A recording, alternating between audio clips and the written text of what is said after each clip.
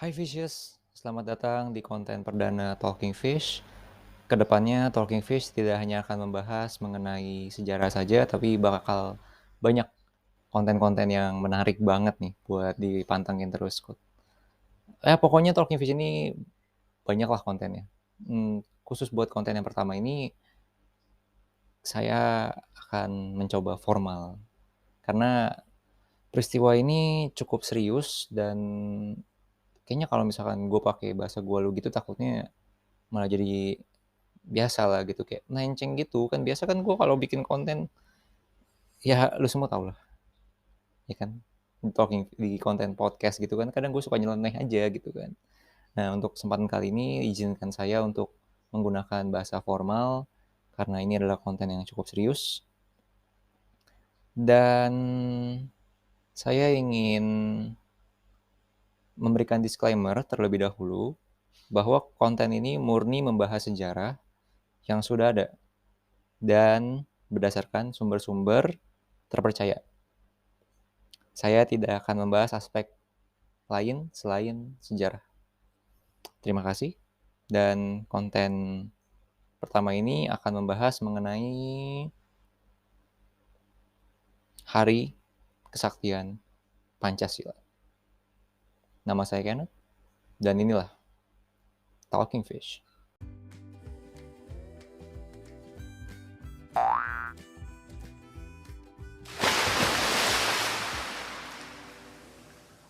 Hari Kesaktian Pancasila adalah hari di mana Pancasila menunjukkan kesaktiannya sebagai ideologi negara bangsa Indonesia yang tak tergantikan. Lalu kenapa ada Hari Kesaktian Pancasila?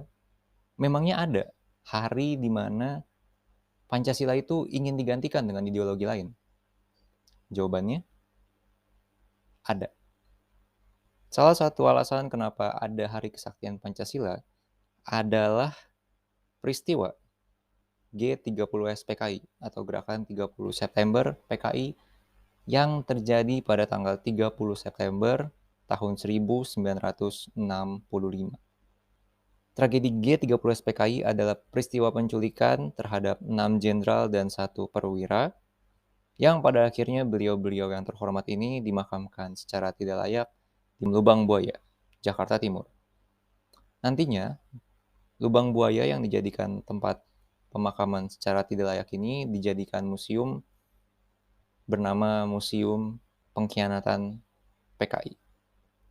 Adapun 6 jenderal dan 1 perwira yang menjadi korban dalam tragedi ini adalah Letnan Jenderal Ahmad Yani, Mayor Jenderal R. Suprapto, Mayor Jenderal M.T. Haryono, Mayor Jenderal S. Parman, Brigadir Jenderal D.I. Panjaitan, Brigadir Jenderal Sutojo Siswomiharjo, dan Letnan 1 Pierre Andreas Tendean.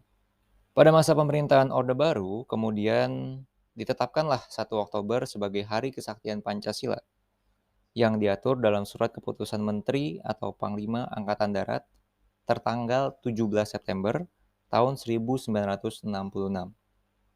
Hari Kesaktian Pancasila ini tentu saja berbeda dengan hari lahirnya Pancasila, di mana hari lahir Pancasila itu diperingati setiap tanggal 1 Juni karena pada tanggal tersebutlah Bapak Proklamator kita merumuskan Pancasila pada sidang BPU PKI.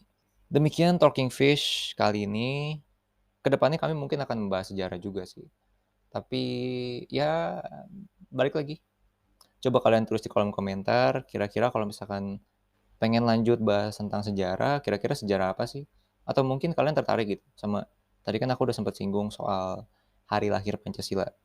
Apa mungkin kalian penasaran, pengen refresh memori lagi? Atau mungkin kalian pengen aku ngebahas soal sejarah luar negeri? Tentunya aku bakal ngelakuin riset sih. Ya, tentu saja karena ini konten sejarah adalah konten yang edukatif dan sudah bisa dicari kebenarannya di mana-mana.